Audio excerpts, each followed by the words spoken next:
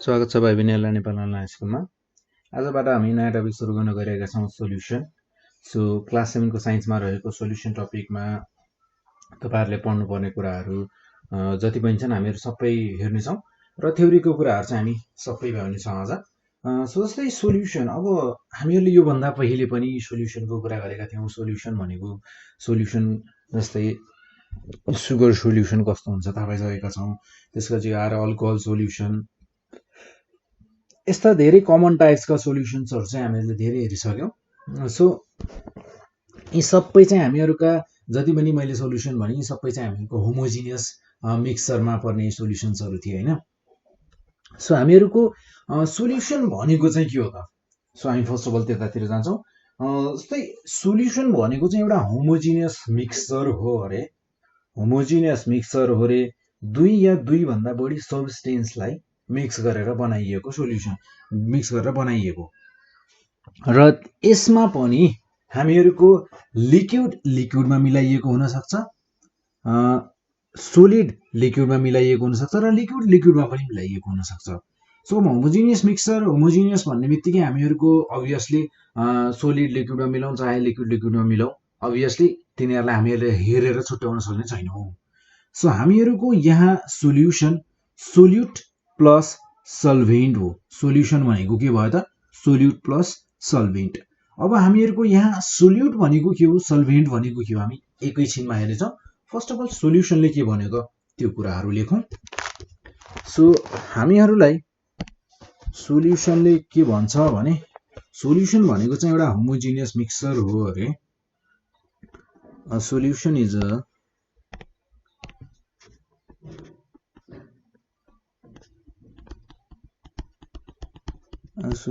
is a homogeneous mixture. A solution is a homogeneous mixture of two or more substances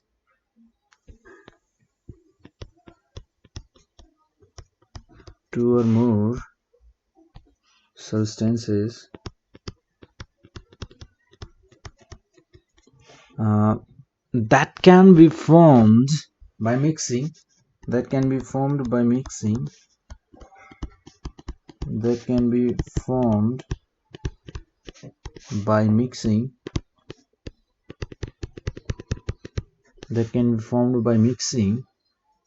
solid in liquid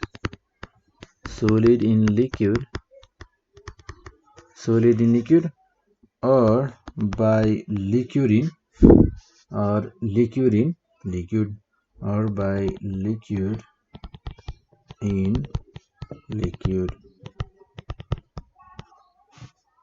so हामीहरूको solution जस्तै sugar solution, salt solution, हामीहरूको यसमा यो homogeneous मिक्सचरमा हामीहरूको एउटा सोल्युट हुन्छ, एउटा सल्भेन्ट हुन्छ।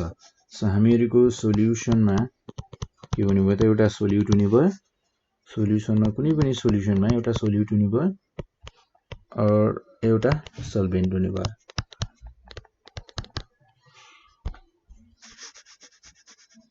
सो हामीहरूको यो सोल्युट्स एन्ड सल्भेन्ट्स भनेका के हुन्छ त्यो हेरौँ है। अब हामीहरूको जस्तै हामीहरूले यहाँ इक्जाम्पलको रूपमा सोल्युसनमा जस्तै सुगर सोल्युसन भन्यौँ, सुगर सोल्युसन, त्यसपछि आयो साल्ट सोल्युसन भन्यौँ। सो दुईटा इक्जाम्पल लैलियौँ। सो हामीहरूको सोल्युसनमा यदि कुनै पनि कम्पोनेन्ट आफू डिजल्भ हुन्छ भने, कुनै पनि मिक्सचरमा आफै डिजल्भ हुन जान्छ भने, कुनै अर्को सब्स्टेन्समा आफू डिजल्भ हुन जान्छ कुनै अर्को सब्स्टेन्समा भने के को लागि त? सोल्युसन बनाउनको लागि। त्यसलाई हामी भन्छौँ सोल्युट। र आफू डिजल्भ नभएर अरूलाई डिजल्भ गराउँछ भने, कुनै पनि सब्स्टेन्सले आफू डिजल्भ नभएर अरूलाई डिजल्भ गराउँछ भने त्यसलाई भन्छौँ हामी सल्भेन्ट। सो जस्तै हामीहरूको सुगर सोल्युसनमा सुगर के हुन्छ त? सुगर आफू डिजल्भ हुन्छ वाटरमा, सो सुगर भनेको हामीहरूको सोल्युट हो। र त्यसपछि आएर वाटरले सुगरलाई चाहिँ डिजल्भ गराउँछ आफूमा डिजल्भ गराउँछ सोल्युसन बनाउनको लागि, सुगर सोल्युसन बनाउनको लागि। सो हामीहरूको यहाँ वाटर भनेको के रहेछ त सल्भेन्ट। सो जस्तै मैले भन्न खोजेको कुरालाई हामीहरू यहाँ लेख्छौँ। सो कुनै पनि मिक्सरको कम्पोनेन्ट्समा the components of mixer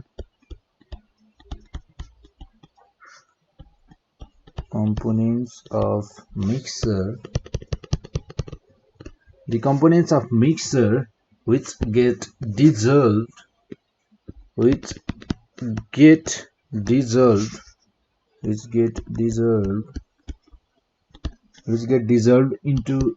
into some other substances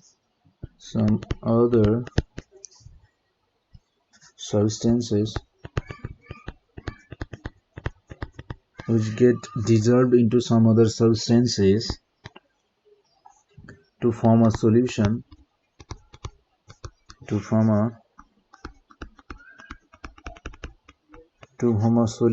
are called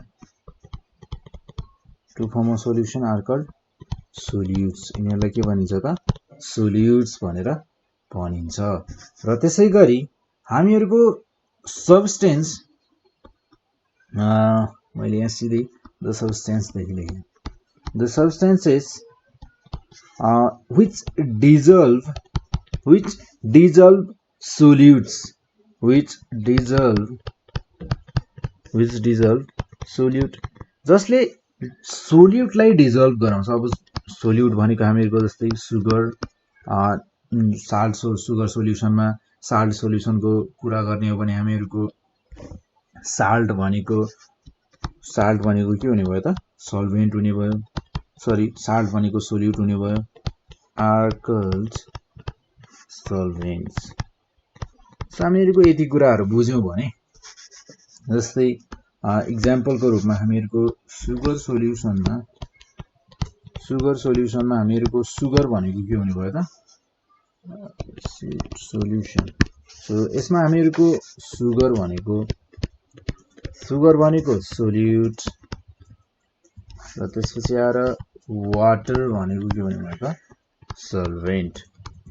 यानी सोल्युट डिजल्भ हुन जान्छ अरू सब्स्टेन्समा एउटा सोल्युसन बनाउनको लागि, सल्भेन्ट भनेको अरूलाई डिजल्भ गर्छ, यानी कि अरू भनेको सोल्युटलाई डिजल्भ गर्छ एउटा सोल्युसन बनाउनको लागि।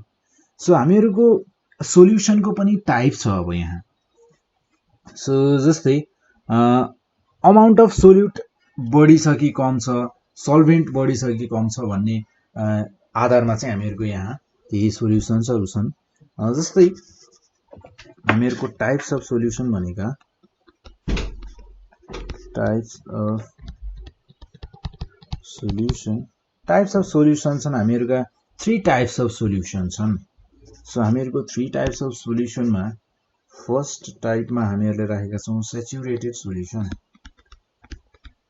फर्स्ट टाइपमा छ हामीहरूको सेचुरेटेड सोल्युसन र सेकेन्डमा छ हामीहरूको अनसेचुरेटेड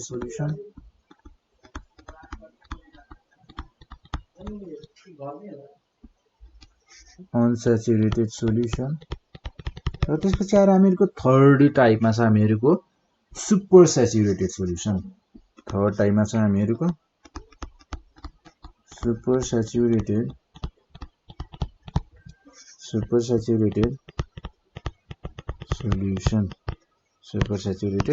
सोल्युसन भन्छन्।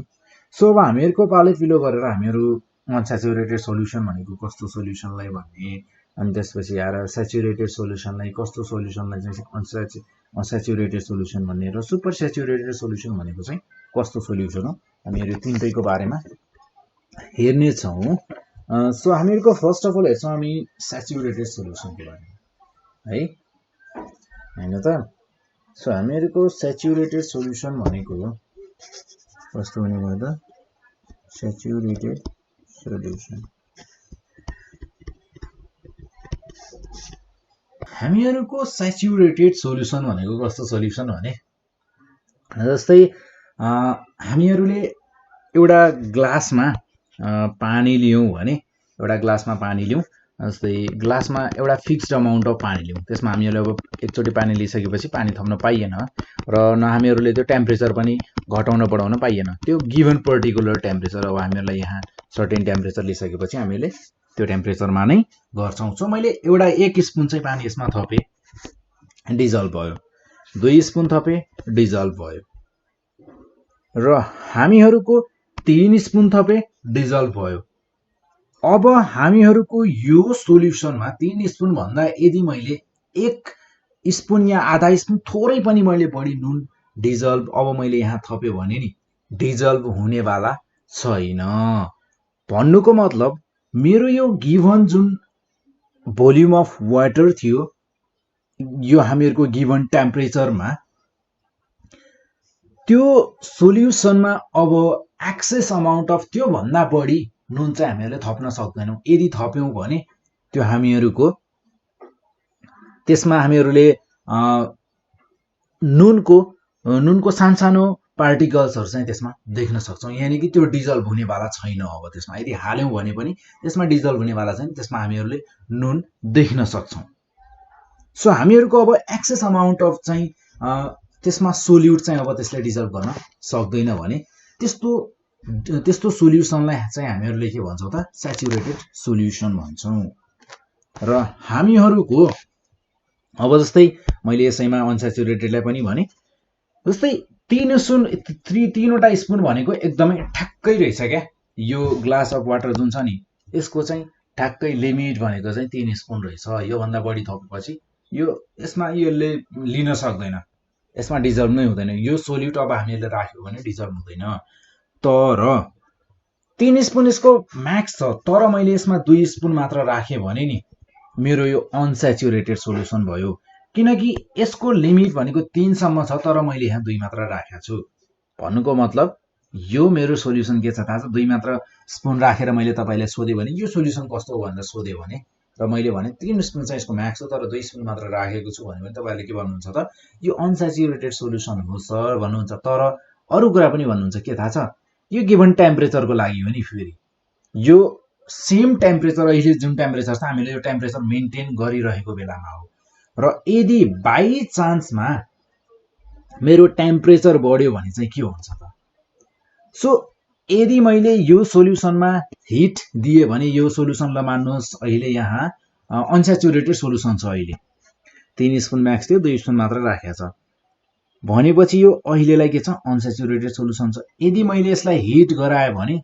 अझै यो बडी चाहिँ अनस्याचुरेटेड हुन जान्छ भन्नुको मतलब अझै बडी चाहिँ हामीहरूको यसमा चाहिँ अझै बडी चाहिँ नुन हामीहरूले नुनको स्पुनको नुन चाहिँ स्पुन चाहिँ अझै बडी नुन चाहिँ थप्न सक्ने रहेछौं एक भन्दा बढी थप्न सक्ने छौं सो जस्तै स्याचुरेटेडको कुरा गरौं जस्तै अहिलेलाई मान्नुहोस् यो मेरो स्याचुरेटेड छ भन्नुको मतलब मैले यहाँ 3 स्पुन हालिसकेको छु भने अब मैले यसमा के गरे हिटिङ गरे यसलाई मैले तताए भने फेरि के हुन्छ थाहा छ अब यसपछि फेरि मैले 1 स्पुन अरु थपे भने नि यसमा मजाले डिजल्भ भइदिन्छ सर्टेन टेम्परेचरमा यानी कि अब यसको लिमिट बढिसक्यो 4 स्पुन भइसक्यो यानी कि हिटिङ गर्दा के हुने रहेछ त स्याचुरेटेड सोल्युसन अनस्याचुरेटेड हुने रहेछ सो हामीहरूको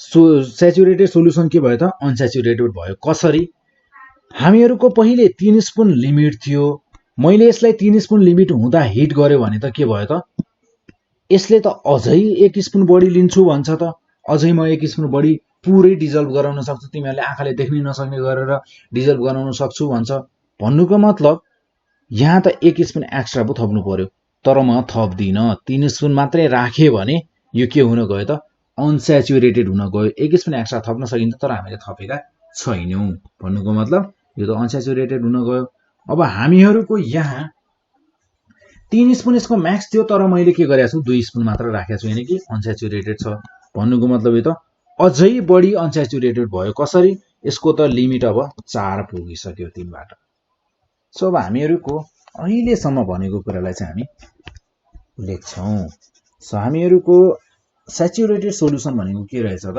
स्याचुरेटेड सोल्युसन भनेको the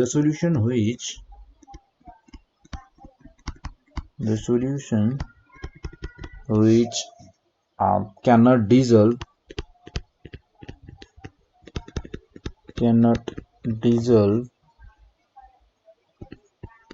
excess of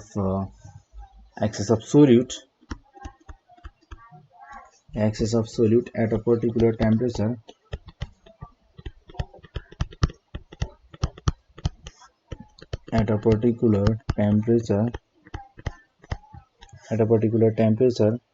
is called an unsaturated solution. It's called an saturated solution. अब यसले चाहिँ 1 स्पुन पनि बढी लिन सक्ने वाला छैन। सो हामीहरुको त्यसैगरी अनस्याचुरेटेड भनेको के भनेको त unsaturated solution भनेको the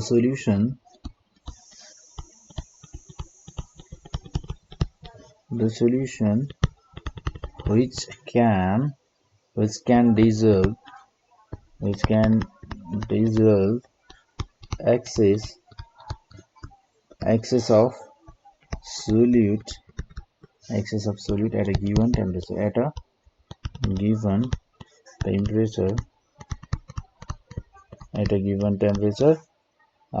it's called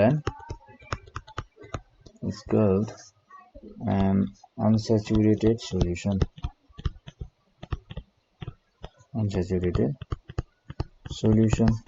हो कि हैन त। र त्यसैगरी हामीहरुको सुपर सैचुरेटेड सोलुसन भनेको के रहेछ त।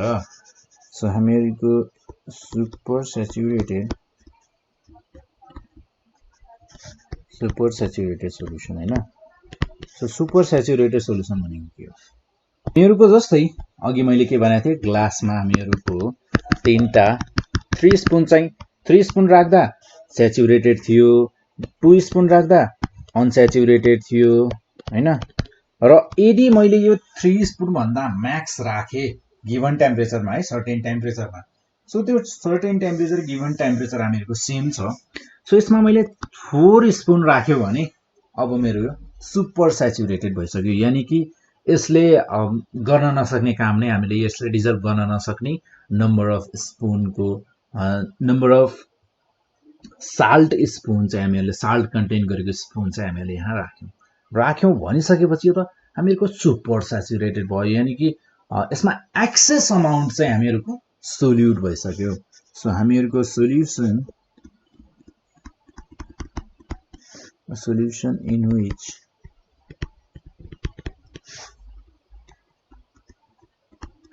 in which excess solute is dissolved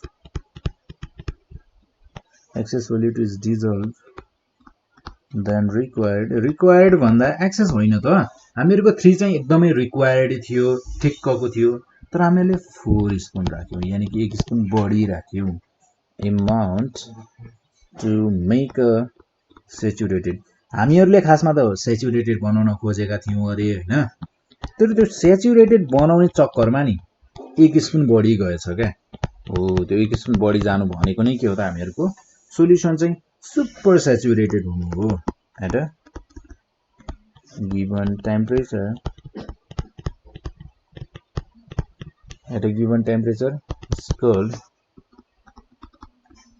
it's called super saturated solution। यसैलाई के भनिन्छ त सुपर सैचुरेटेड सोलुसन। यसैले के भनिन्छ त सुपर सैचुरेटेड सोलुसन भनेर भनिन्छ। सो हामीहरुको यहाँ यो तीनटा कुरालाई बुझिसकेपछि अब हामी लास्ट एउटा फाइनल टपिक हेर्छौं तपाईहरुको यसमा सोलुसन टपिकमा। तपाईहरुले पढ्नु पर्ने एउटा लास्ट टपिक जस्तै अर्को टपिक छ हामीहरुको यहाँ अर्को सब टपिक भनेको क्रिस्टल भन्छ। सो क्रिस्टल भनेको केही पनि हैन के, जस्ट हामीहरुको एउटा चिनीको एउटा सानो टुक्रा सानो दाना लियौं भने पनि एउटा क्रिस्टल, त्यसलाई पनि क्रिस्टल भन्न सकिन्छ। त्यसैगरी हामीहरुको नुनलाई पनि हामीहरुले सुगर क्रिस्टल भन्न सक्छौं। देन हामीहरुको क्रिस्टल भनेको एउटा सोलिड सब्स्टेन्स हो। कुनै पनि एउटा सोलिड सब्स्टेन्स, जस्तै मान्नुहोस् मैले यसरी लिएँ, यो मेरो क्रिस्टल हो। क्रिस्टलमा के छ भने सोलिड सब्स्टेन्स त हो, तर यसमा के हुनुपर्छ थाहा छ? प्लेन फेसेसहरू जुन छन् नि, जस्तै मेरो एउटा क्युबोइड भयो भने, यो मेरो क्युबोइड हो भने हामीहरूको यसमा यो क्युबोइडमा सबै फेसेसहरू जति पनि फेस छन् नि, जस्तै यो राइट साइडको फेस हेरौँ र यो माथिको टपको फेस हेरौँ, यो दुईटा फेस आएर एउटा कर्नरमा मिट भएका छन्, यानि कि एज बनाएका छन्, एउटा तीखो एज बनाएका छन्, शार्प एज बनाएका छन्, जसमा आएर यिनीहरू मिट हुन्छन्। यानि कि प्लेन सर्फेस हुनु पर्यो र त्यसपछि आएर एउटा शार्प एजमा मिट हुनु पर्यो र एउटा जियोमेट्रिकल सेप छ भने हामीहरूले त्यसलाई क्रिस्टल भन्छौँ। So crystal is a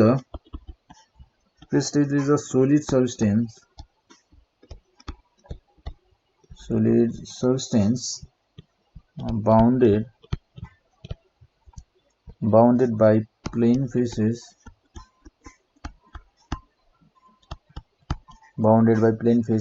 meeting in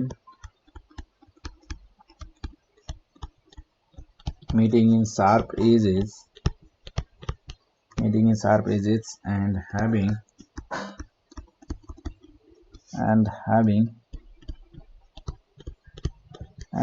regular geometric shapes. So having regular geometric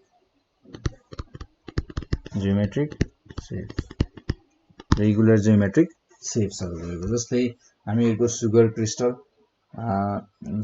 क्रिस्टलको कस्तो हुन्छ भनिन्छ भने यस्तो हुन्छ अरे क्या सुगर क्रिस्टलको।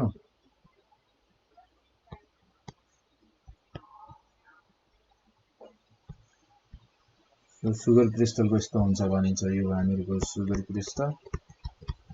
देन त्यसपछि आएर साल्ट क्रिस्टलको चाहिँ यस्तो हुन्छ अरे।